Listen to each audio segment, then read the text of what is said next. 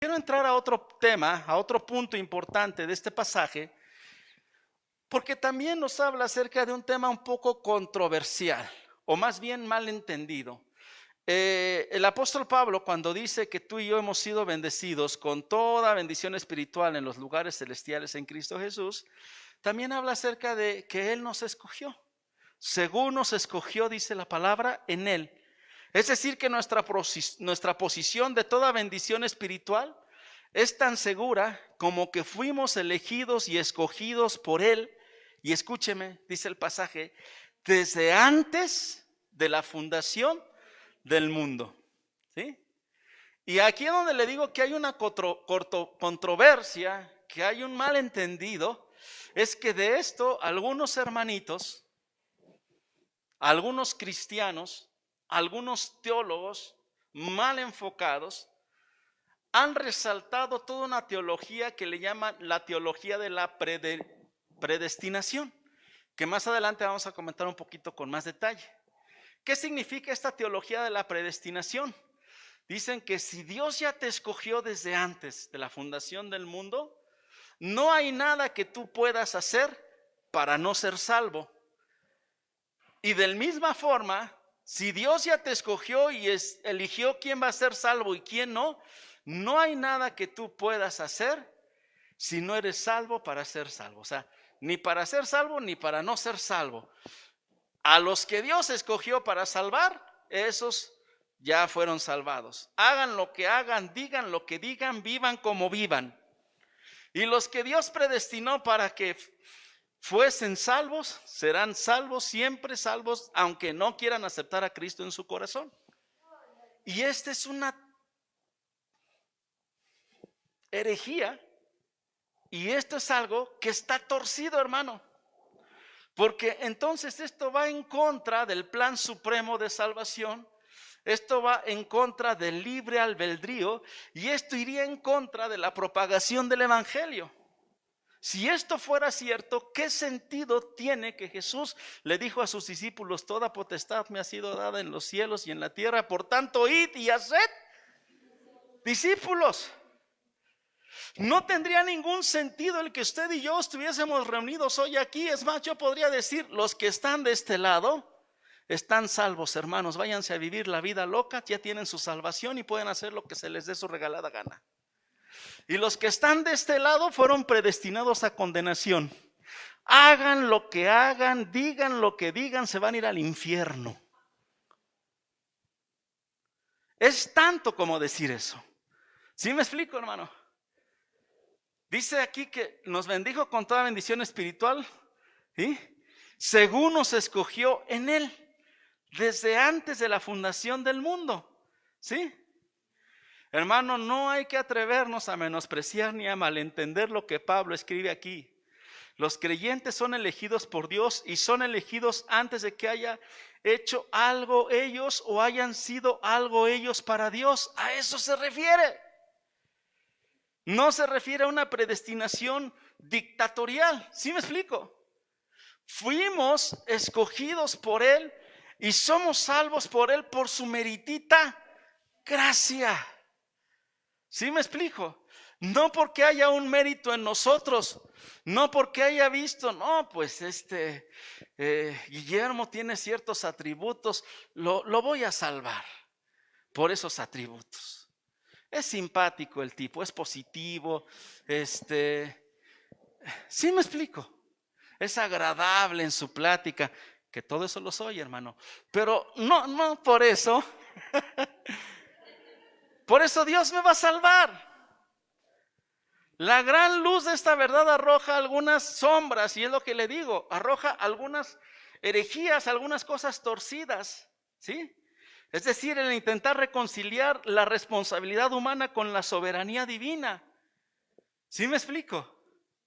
Y hace mucho tiempo, cuando yo le estaba predicando otro mensaje, le hablaba yo acerca de que no es que Dios nos predestine a salvación ni a condenación, sino que hay un atributo en Dios, hermano, y que solo Él lo puede entender dentro de sus profundidades, de sus características, que es la omnisciencia. ¿La qué, hermano? omnisciencia. Él conoce lo profundo de nuestro corazón. ¿Sí me explico? Pero el hecho de que Él conozca lo profundo de nuestro corazón no quiere decir que Él nos va a hacer que tú y yo tomamos una decisión por Él. ¿Sí me explico? Aquí lo estoy diciendo de la siguiente manera: intentar reconciliar la responsabilidad humana con la soberanía divina son dos cosas totalmente diferentes. ¿Sí me explico? Dios es un Dios soberano, Dios es un Dios omnisciente. Y en aquella ocasión yo le decía, y le hablaba yo un poquito acerca de esta teología de la predestinación, que son como los profesores en la escuela.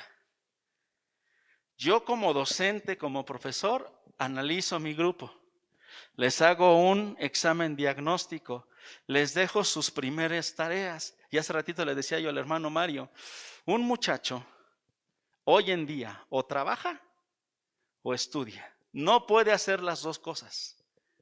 Se acabaron los tiempos en que había muchos muchachos que estudiaban y trabajaban. El 90, 95, 99% de los alumnos en las escuelas que trabajan son los que reprueban, hermana. ¿Sí o no?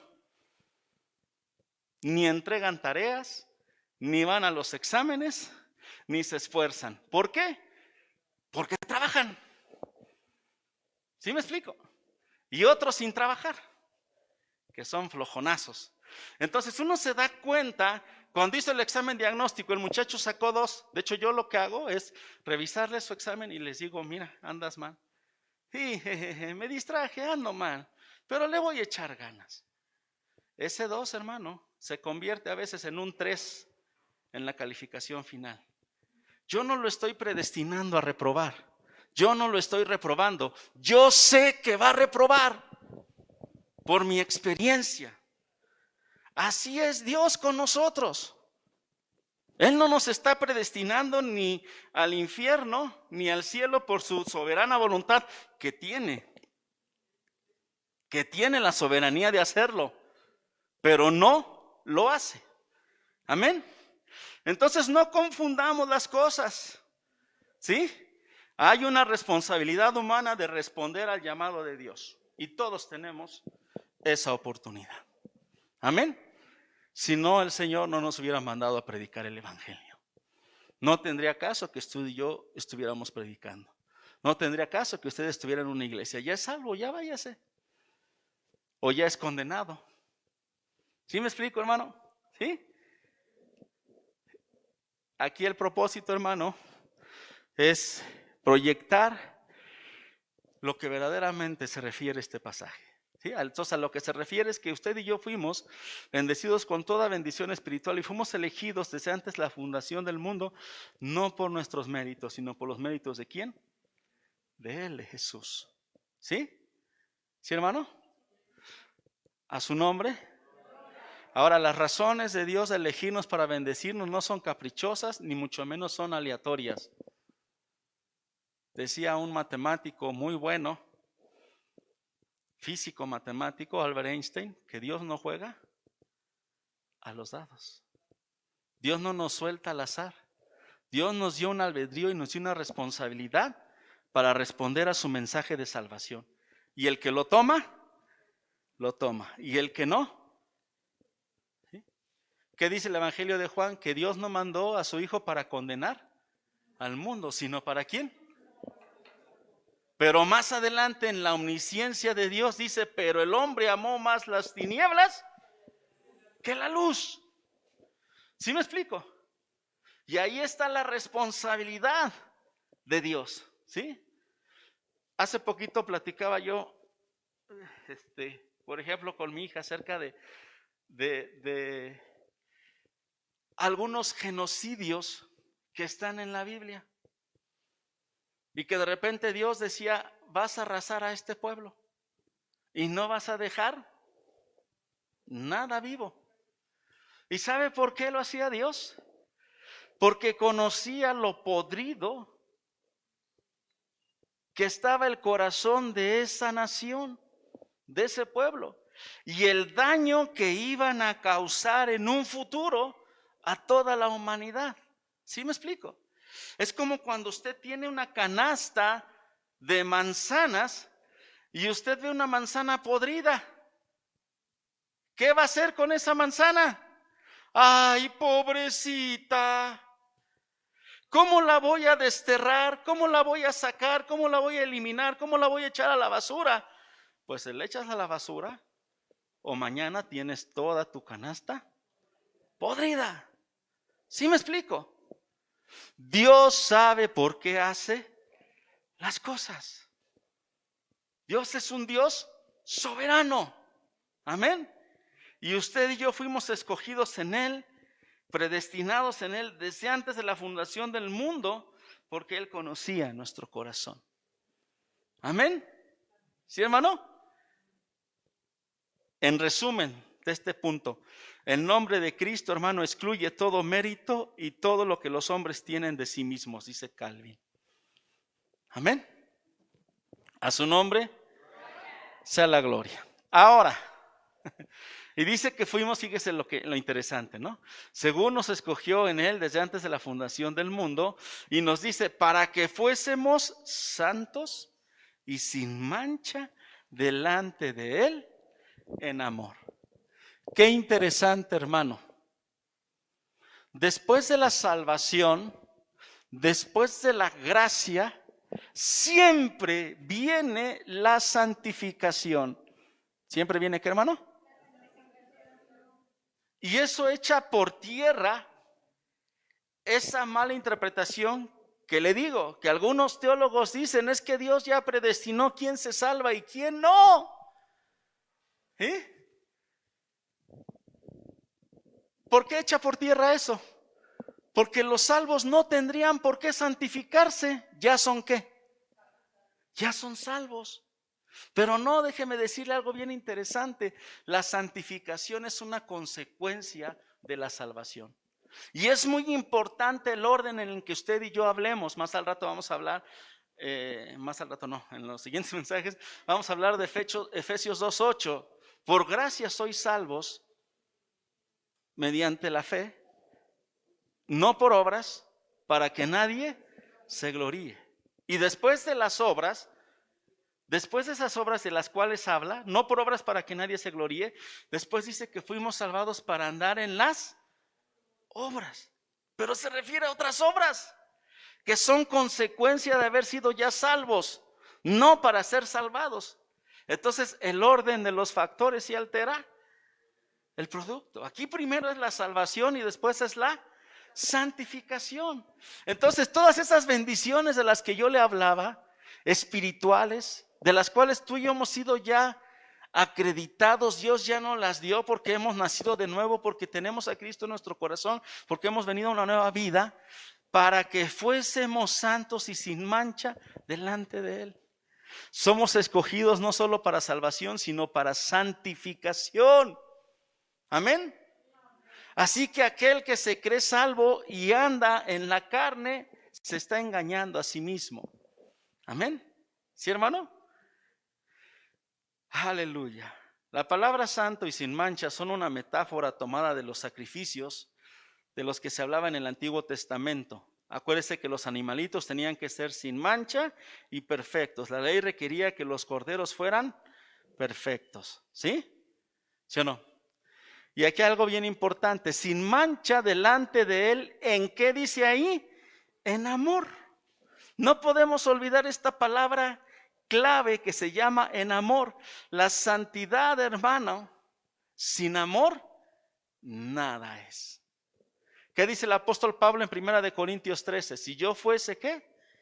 Si yo hablase lenguas angelicales y no tengo amor, no soy nada. Si yo me quitara todas mis posesiones y se las diera a los pobres sin amor, ¿qué?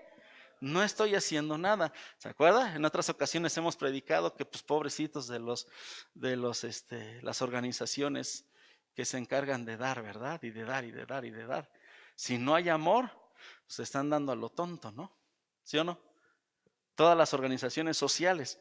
¿Tiene que mover todo esto qué? El amor. El amor, hermano, es el cumplimiento de la ley.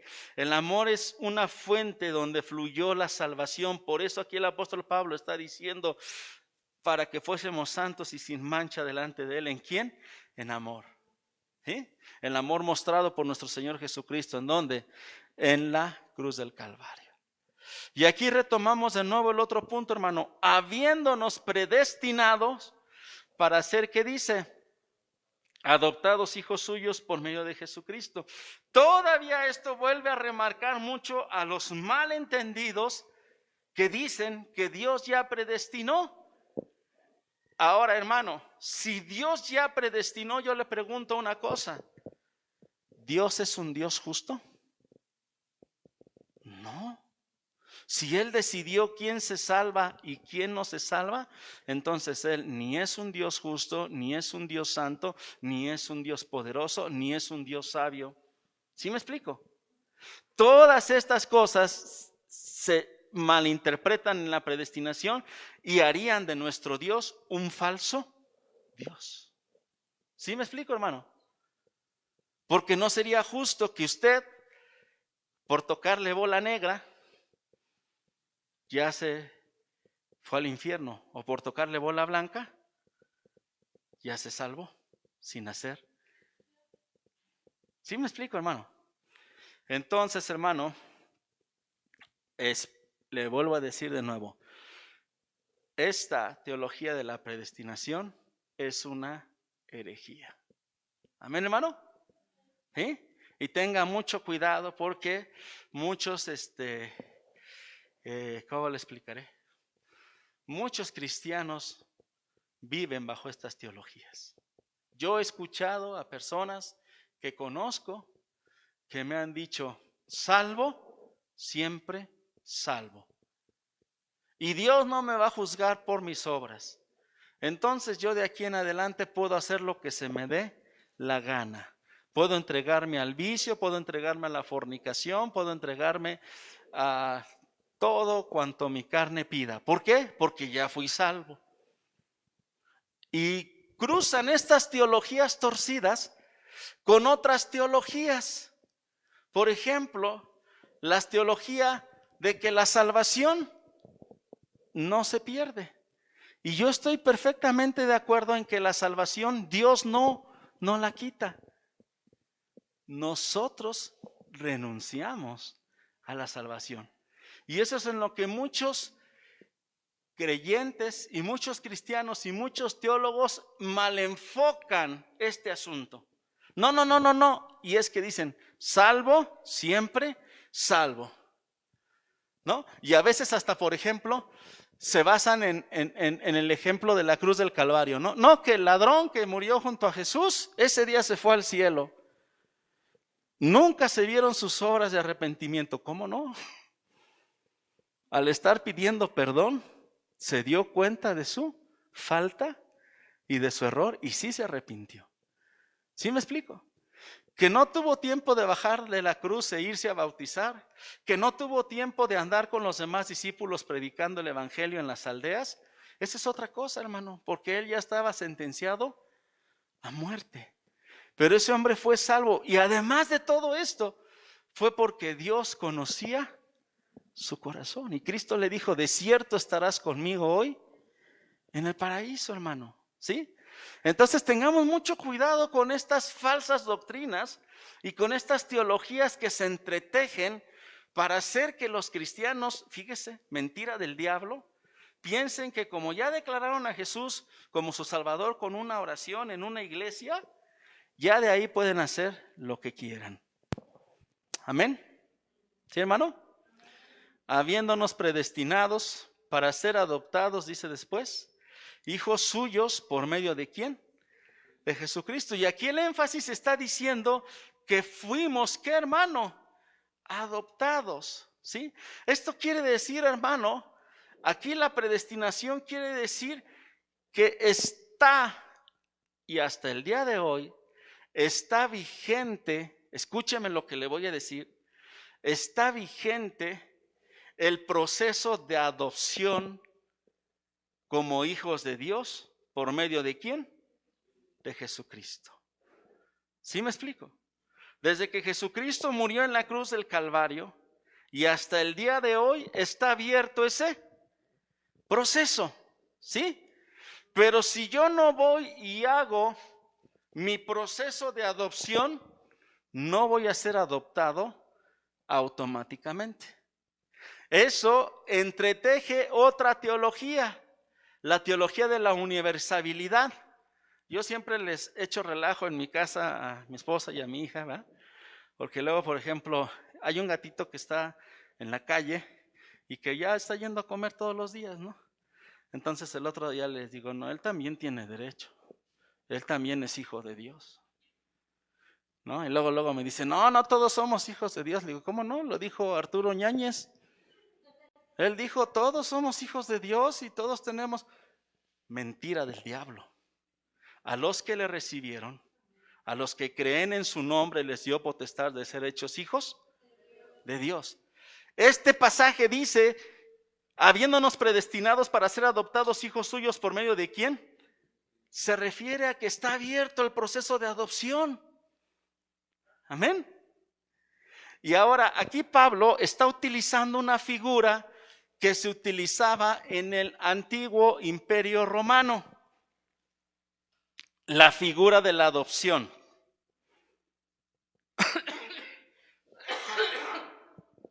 ¿Cuántos vieron la película de Ben-Hur que vemos toda la Semana Santa?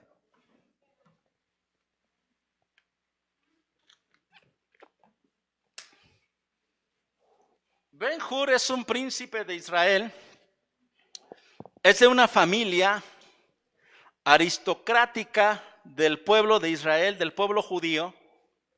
¿Sí, hermano? ¿Ya vieron la película?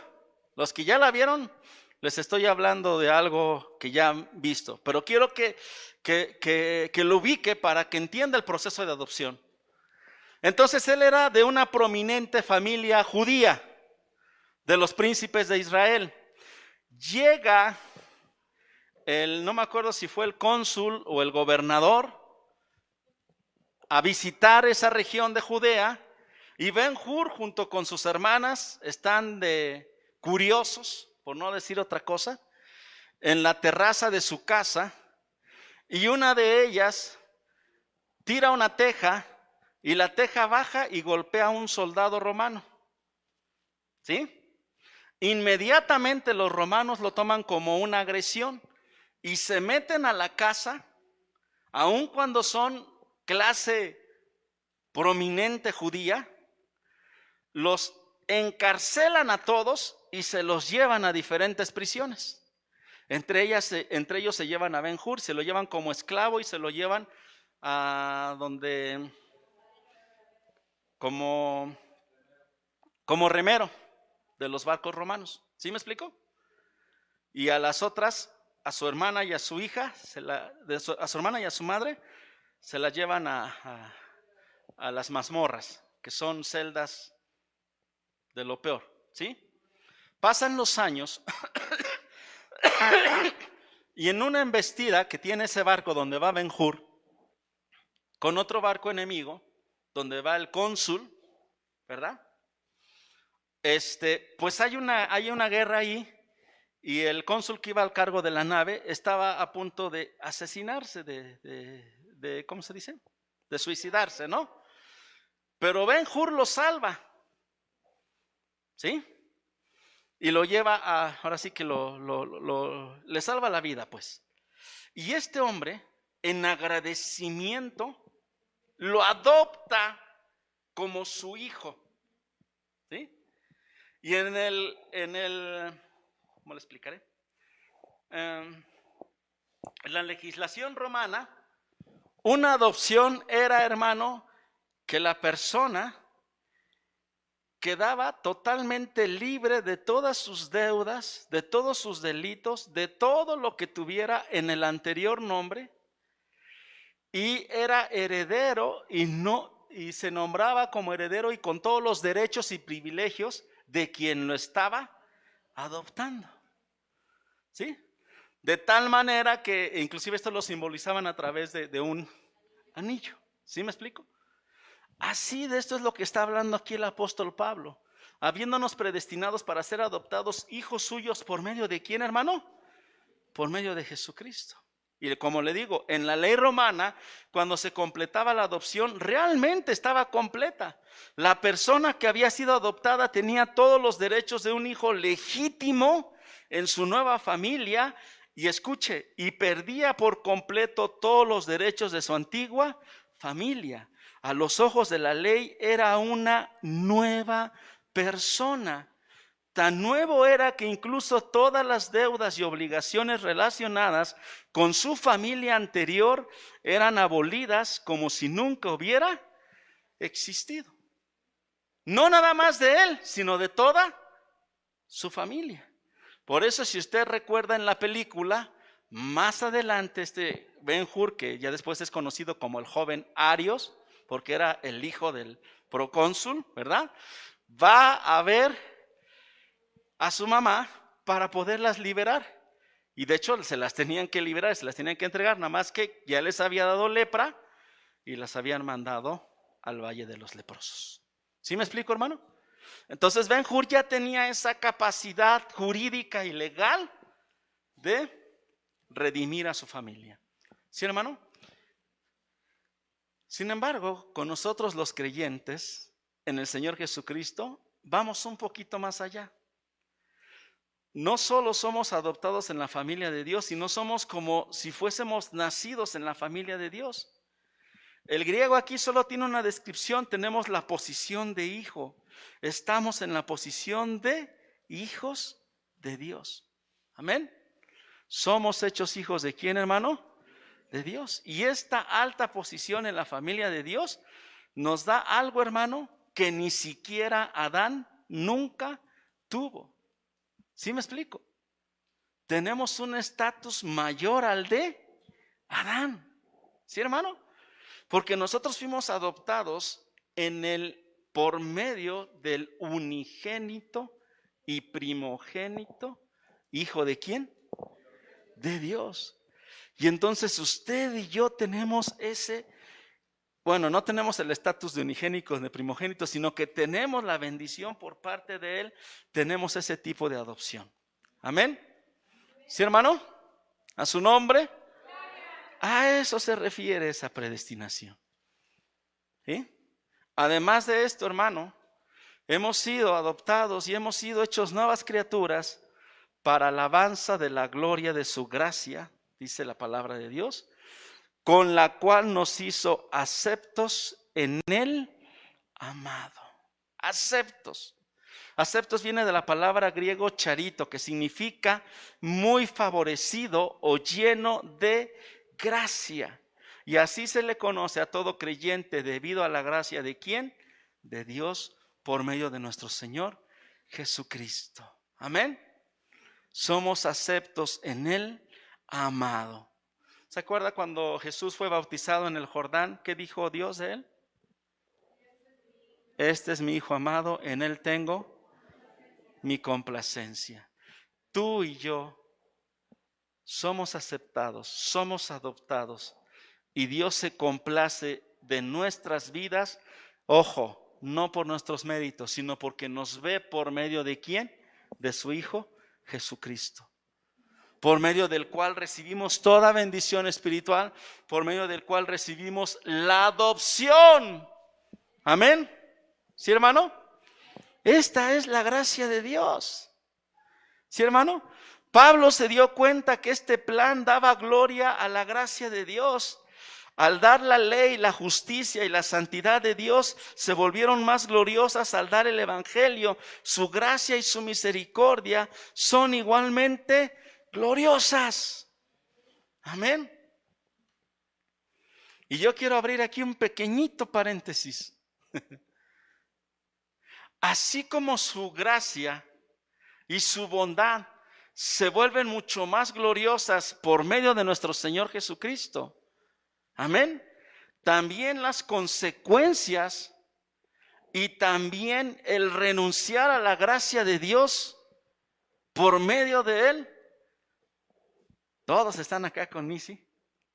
Por medio de Él, hermano, todos están acá. También viene la condenación y el juicio tremendo. Lo vamos a ver cuando veamos Hebreos. Ahorita yo le estoy hablando de la gracia y la bondad y la adopción y las bendiciones espirituales que tenemos por medio de Cristo. Pero también la palabra de Dios dice, hermano, que tremenda cosa es caer en manos de un Dios, que si aquel que transgredía la ley era condenado a morir apedreado, cuánto y más aquel que pisoteare la sangre de la cual vamos a hablar ahorita, ¿verdad? Porque no habría un noble sacrificio, porque Jesús no va a ir de nuevo a la cruz. ¿Sí me explico, hermano? Y por eso estos temas que estamos tocando son tan importantísimos, para que usted y yo distingamos y no caigamos en estas herejías de la predestinación, no caigamos en estas herejías de la de salvo, siempre salvo, no caigamos en estas herejías de la universalidad, todos somos hijos de Dios. No. Todo esto que estamos viendo es ¿en quién? En Cristo Jesús. Y Pablo se dio cuenta de lo glorioso que era este evangelio. Pero yo le estoy adelantando. Tremenda cosa es caer en manos de un Dios vivo. Del mismo peso de la gracia y la bendición que tenemos, es el mismo peso de la condenación y el juicio al que nos exponemos si no hacemos las cosas y andamos como Dios nos manda. Amén. A su nombre. Un autor, Bruce, sobre la idea de ser adoptados por Dios, sobre la base de la gracia. La gracia de Dios se ha extendido a su pueblo y lo ha envuelto. Él los ha bendecido, dice Pablo, usando un verbo derivado de la palabra griega para gracia. Crisóstomo dice, hablando de la obra por la cual Dios nos hace aceptos en el amado, es como si uno tomara a un leproso y lo transformara en un bebé recién nacido. ¿Se acuerda de Amán? ¿Cómo fue su piel? Limpia, como la de un bebé, dice la Biblia, ¿verdad? ¿Sí, hermano? Esa es la obra de nuestro Padre. Ahora vamos a ver la obra de su Hijo Jesucristo. Ahora se centra en Cristo y dice, en quien tenemos redención por su sangre, el perdón de pecados según las riquezas de su gracia, que hizo sobreabundar para con nosotros en toda sabiduría y en toda inteligencia. En quien tenemos redención por su sangre. ¿En quién? En el amado. ¿Quién es el amado? Cristo Jesús. ¿Quién es el deseado? Lo cantamos aquí. El deseado de nuestros corazones, el amado de nuestros corazones. ¿Quién es? Cristo Jesús. Hermano, no hay redención si no hubiese habido derramamiento de sangre. Amén. Era necesario que Jesús fuera a la cruz para que tú y yo fuésemos redimidos. Está utilizando una palabra griega, loutruo, que significa liberar al recibir un rescate. Ya la hermana Mati nos platicará de un asunto por el cual hemos estado orando, hermano.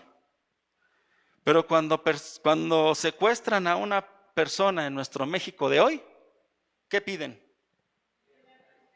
Piden un rescate. Y normalmente es una cantidad muy grande que deja en ruinas a las familias cuando tratan de juntar ese dinero para rescatar la vida de ¿quién? De su familiar. ¿Sí? Déjeme decirle que el rescate tuyo y el rescate mío, ni todo el oro, lo dice la palabra, ni toda la plata del mundo, no hay cosa alguna, nada tiene un valor, ni el mismo universo tiene un valor tan significativo como la sangre preciosa de Cristo que fue puesta y que fue dada para tu rescate y para mi rescate. Amén. Por eso el libro de los Hebreos dice, ¿quién se atrevería a pisotear la sangre del Cordero? Aquel que cae en la apostasía. Amén. Aquí el precio fue su sangre. ¿La sangre de quién? De Jesús. Mostrando que la bendición del Padre y del Hijo no solo provienen de un decreto divino, sino que también provienen de una justicia y de una santidad. Escúcheme, la justicia de Dios y la ira de Dios fue satisfecha en la cruz del Calvario. había que pagar un pago. Y ese pago fue nuestro Cordero, fue nuestro Señor Jesucristo. Él nos redime. Déjame decirte otra cosa bien importantísima que a veces no hemos entendido. Jesús no nos redime por su vida, que fue una vida sin pecado y sin mancha. En todo caso, el sacrificio hubiese sido así. Como Jesús cumplió la ley, no puede ser crucificado ni puede ser condenado a muerte. Y como Él la cumplió por todos nosotros. No, Señor. Él tuvo que morir en la cruz, habiendo vivido sin pecado, sin mancha alguna. ¿Por qué? Porque sin derramamiento de sangre no hay perdón de pecados. Amén. Sí, hermano. Por eso es tan importante para nosotros la reflexión de la cruz. Por eso es tan importante para nosotros el mensaje de la cruz. Porque ahí fueron pagados nuestros pecados. Porque ahí fue rescatada nuestra vida. Amén. A su nombre.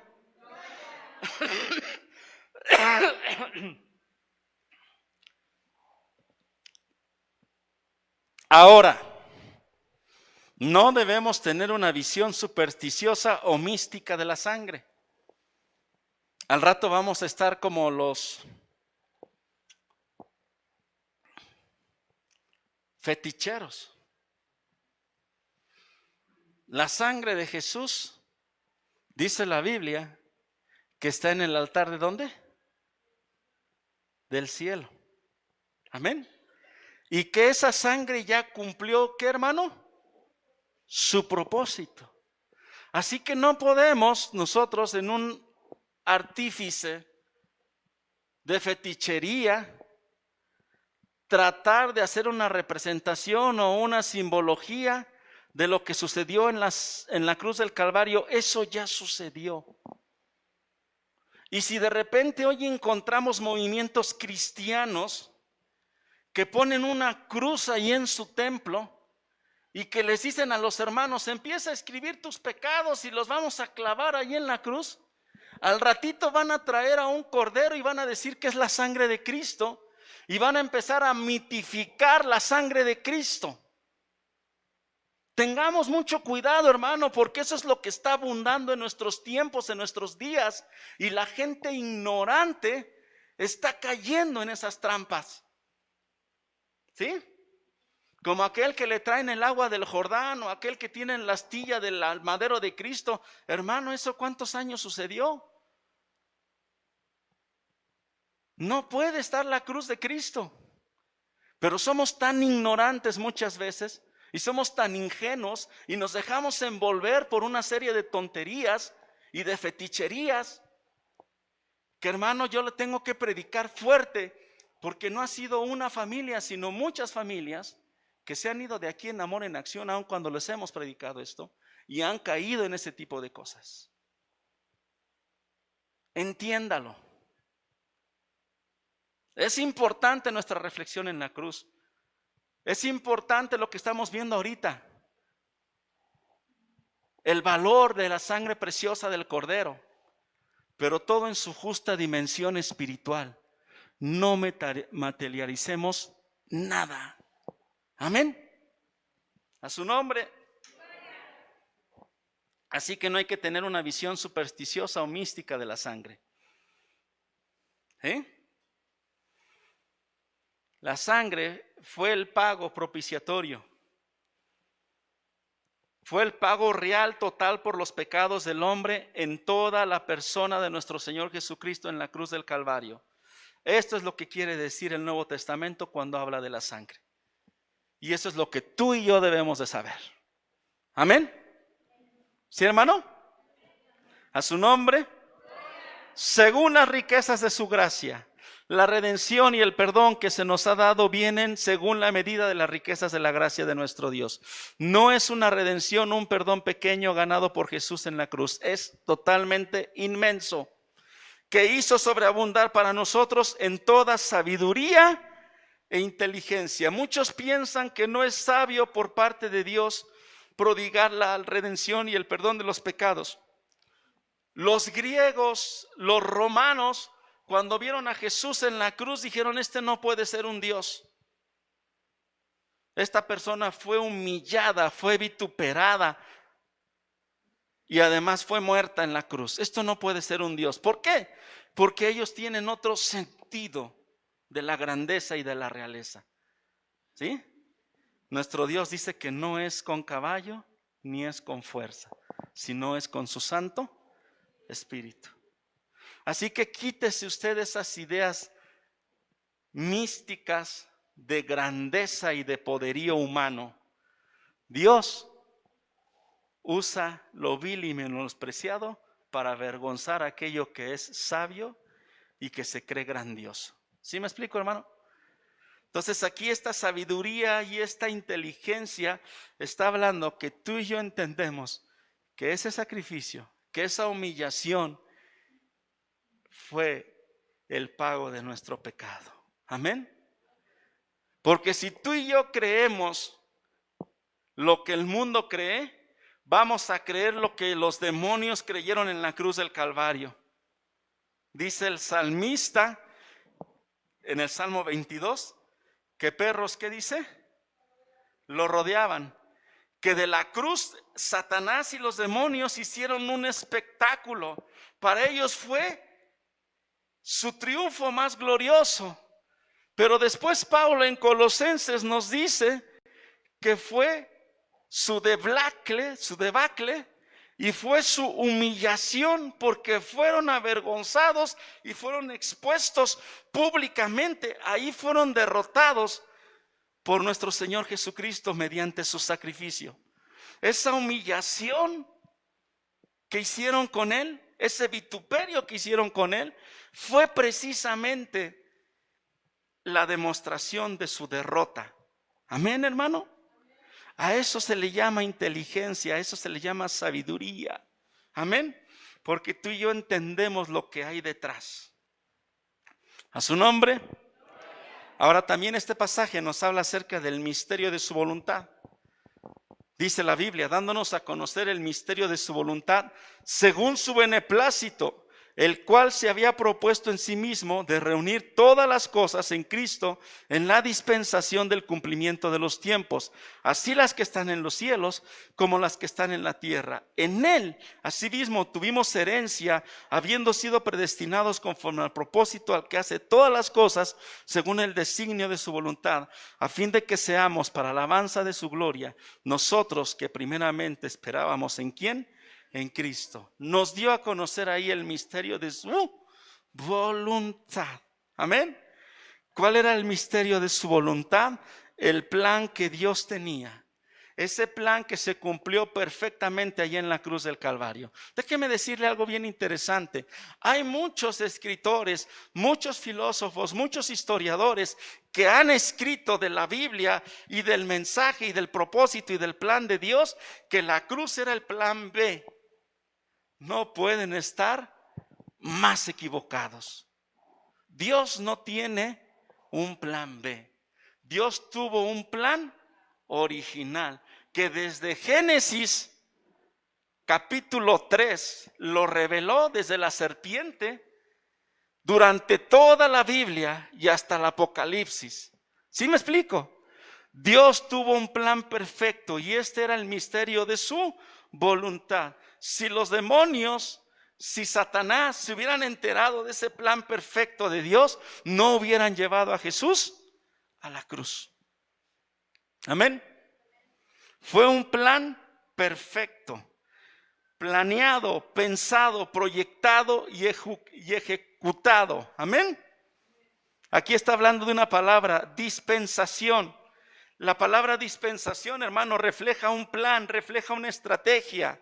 El plan que el dueño de una familia o su mayordomo ha establecido para la gestión de la familia significa también un plan para la gestión de cualquier tipo de negocio. Y esta palabra dispensación significa que Dios no estaba jugando. Dios tenía su plan desde antes de la fundación del mundo. Amén. Dios sabía de la caída del hombre, Dios sabía que Adán iba a caer, pero Dios tenía a Jesucristo, al segundo Adán, al Adán perfecto. Amén. A su nombre.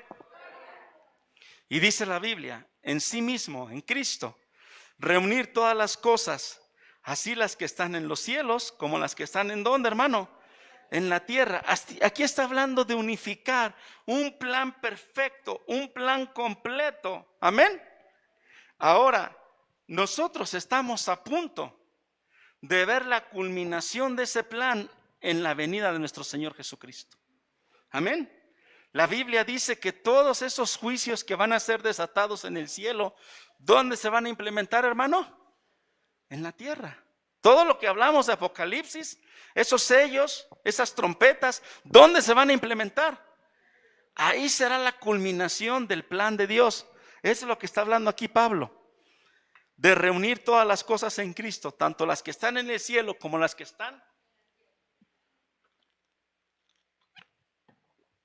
Ya se me está acabando la voz, hermano.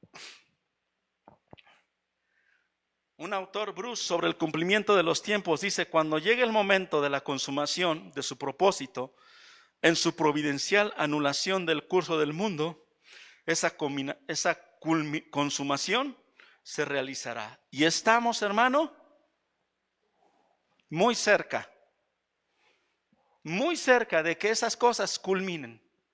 Amén. La Biblia dice que esta tierra será destruida y que habrá nuevos cielos y nueva tierra, y habrá una especie, hermano, de conjunción. Amén, hermano. Ya no estará la estructura como nosotros ahorita la conocemos, el tercer cielo, la tierra. Dice la Biblia que la tierra es el estrado ¿de quién? De los pies de Dios. Amén.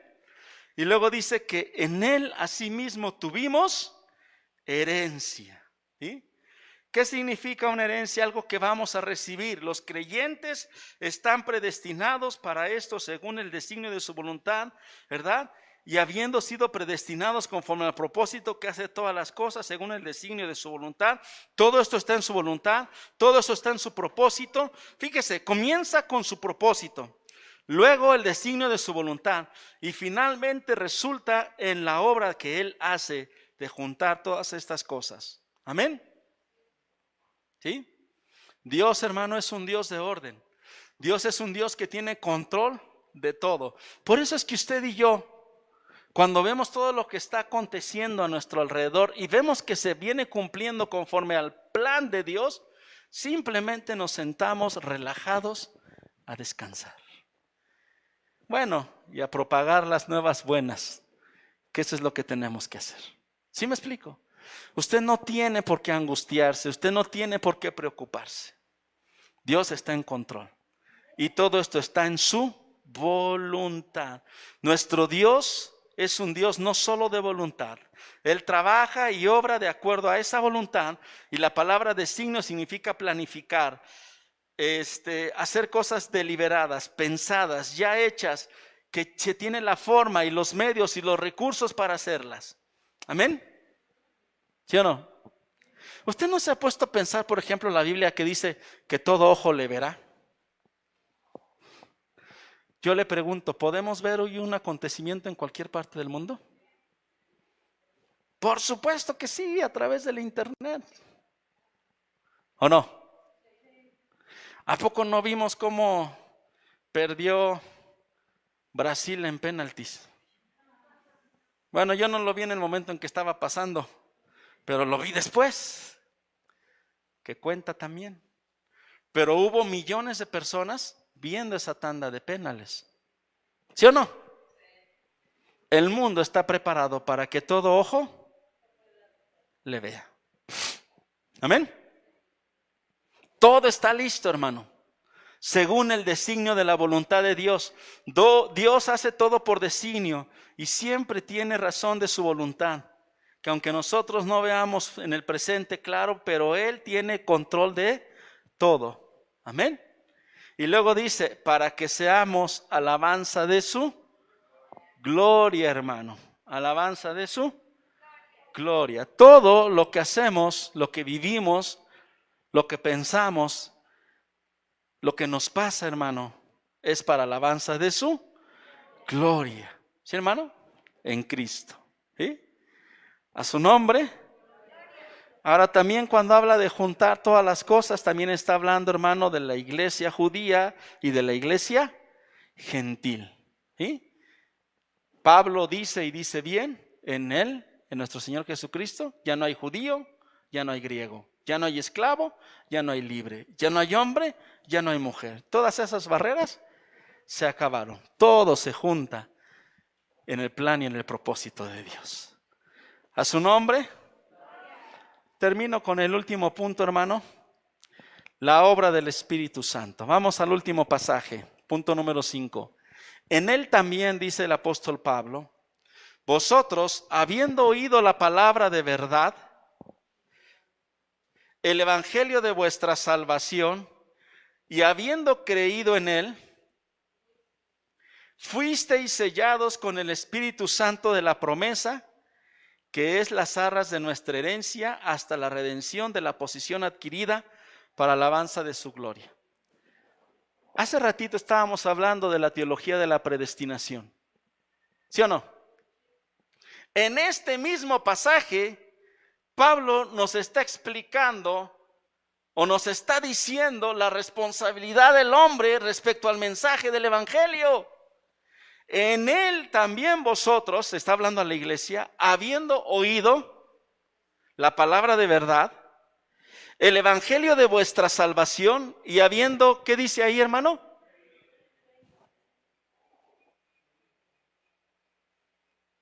Tú y yo tenemos la responsabilidad de creer o no creer. Y una vez habiendo creído en él, fuimos sellados con el Espíritu Santo de la promesa, que es las arras de nuestra herencia para la redención de la posesión adquirida para la alabanza de su gloria.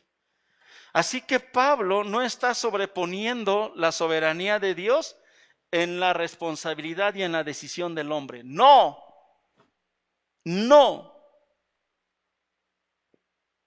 Usted y yo somos responsables de responder al mensaje del evangelio. Hay mucha gente que no ha respondido al mensaje del evangelio y está condenada. Pero los que hemos respondido con fe, con arrepentimiento, con confesión, hemos sido sellados con el Espíritu Santo de la promesa. Amén. En él también vosotros, habiendo oído la palabra, ¿de qué dice ahí? Si está hablando de la palabra de verdad, es que hay una palabra de mentira. Si está hablando del evangelio de nuestra salvación, está hablando que hay otros evangelios. Los vimos en Gálatas. ¿Se acuerda? Los falsos evangelios. ¿Sí o no? Tengamos mucho cuidado con lo que oímos, con lo que recibimos. Y entonces somos sellados con el Espíritu Santo. La elección soberana de Dios obra, pero no excluye la responsabilidad humana de responder al mensaje. Amén. Estos que fueron elegidos de manera tan soberana, también fueron los que confiaron, oyeron la palabra y creyeron. Amén. No se contraponen la soberanía de Dios con la responsabilidad del hombre de responder al mensaje del evangelio. Fuiste sellados con el Espíritu Santo de la promesa. También es esencial, hermano, en la obra de Dios, la obra selladora del Espíritu Santo. Su presencia en nuestras vidas actúa como un sello que indica propiedad y que es las arras de nuestra herencia. Por tanto, el sello es el Espíritu Santo mismo y su presencia en el creyente denota propiedad y denota seguridad. El sellado con el Espíritu no es un sentimiento emocional. Quiero mucho a mis hermanos pentecosteses. Y yo muchas veces me he sentido movido y tentado y he dado libertad al Espíritu Santo para que tiemble yo con las manos.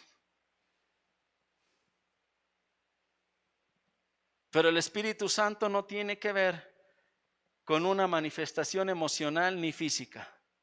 El Espíritu Santo es algo interno. Es el Espíritu Santo que da testimonio a nuestro espíritu que somos hijos de Dios. El Espíritu Santo es el que nos redarguye cuando estamos yendo en contra de la voluntad de Dios. El Espíritu Santo es el que nos instruye cuando tenemos que tomar una decisión. El Espíritu Santo no es algo emocional. ni tampoco es una experiencia mística ni religiosa. El Espíritu Santo es una persona y es real. Amén. Y vive en nosotros. Amén. ¿Sí, hermano? Así que tampoco mitifiquemos al Espíritu Santo. Amén. ¿Sí? Estaba hablando el hermano Marcos Vidal y dice que él es de ascendencia pentecostés. Entonces él sabe que la alabanza, ya sabe, ¿no? Cómo somos de alegres. ¿Sí? Pero llegó a una iglesia, no sé si bautista o metodista. Y entonces dice que se para un hermano y dice, el 405. Y se paran los demás hermanos, abren su himnario y empiezan a cantar. Gloria, gloria, aleluya. Y después se para otro hermano a orar por otra cosa. Y entonces él, al ver que la liturgia no era como la que él está acostumbrado, se empieza a sentir incómodo y empieza a emitir una especie de juicio. ¿Cómo Dios se va a mover aquí? Cuando él empieza a emitir ese juicio, el Espíritu Santo le dice y lo reprende. Yo estoy aquí en medio de ellos. Y lo avergüenza, dice que sintió una vergüenza como nunca. ¿Sí me explico, hermano? Porque el Espíritu Santo no tiene que ver con liturgia, no tiene que ver con emociones, no tiene que ver con nada. Y cuando alguien se cree que tiene al Espíritu Santo exclusivamente, el Espíritu Santo obra de maneras multiformes. Amén, hermano. ¿Sí? Así que no caigamos en ese juicio. ¿Sí? Yo desde muy joven aprendí y entendí esto. Yo tenía a un amigo bautista y tenía a un amigo, no me acuerdo si era presbiteriano, pero cuando me invitaban a sus iglesias, hermano, yo me gozaba con los himnos y con su liturgia. Amén, hermano. Porque el Espíritu Santo no es exclusivo de un movimiento. ¿Sí?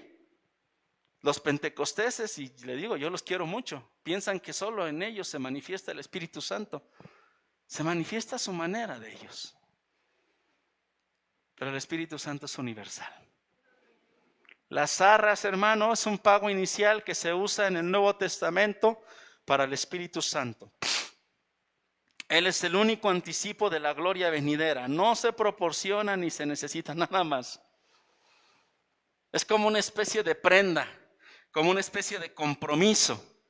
Dios nos sella por medio de su Espíritu Santo como diciéndonos, esta es la garantía de que cuando yo vuelva, te vas conmigo. Y no tiene que ver con que seas, insisto, pentecostés, presbiteriano, lo que tú seas. Hubo un hombre que se burló de esos movimientos y Dios trajo juicio sobre su vida. Amén. Él es el anticipo. Él es el sello. Por medio de Él seremos arrebatados. Por medio de Él, dice la Biblia, que seremos arrebatados y que recibiremos a Jesús. ¿En dónde? En las nubes. Habiendo creído en Él, dice, fuisteis sellados. El sello no se produce antes de que creamos, sino después. Es la garantía. Amén. No puedes tener el sello del Espíritu Santo sin haber creído. ¿Sí? ¿Se acuerda que alguien quiso comprar al Espíritu Santo? ¿Y qué le dijeron? Perezcas tú con tu dinero. ¿Sí? Para sellar se necesita una cera blanda, la huella del rostro amado, la presión constante. Ojalá y que el Espíritu Santo, hermano, imprima el rostro de nuestro Señor en nuestros corazones ablandados, para que lo conservemos para siempre, dice un escritor llamado Meyer. Amén. Y con este sello estaremos hasta la redención de nuestra posición adquirida. Tenemos las arras, tenemos la promesa, tenemos apenas, hermano. Pero la Biblia dice que cuando Jesús venga, seremos transformados a su imagen. La obra se completará. ¿Sí me explico? Haga de cuenta que el Espíritu Santo es un pequeño sello en nuestro corazón, viéndolo desde el punto de vista esquemático. No estoy dando una herejía, pero cuando venga nuestro Señor Jesucristo y seamos arrebatados y seamos transformados, ese sello se expandirá y tomará control total y absoluto de nosotros. Ya no habrá un gramo de pecado en nuestras vidas. Amén. Termino, hermano, con este mensaje, este primer mensaje del plan supremo de Dios.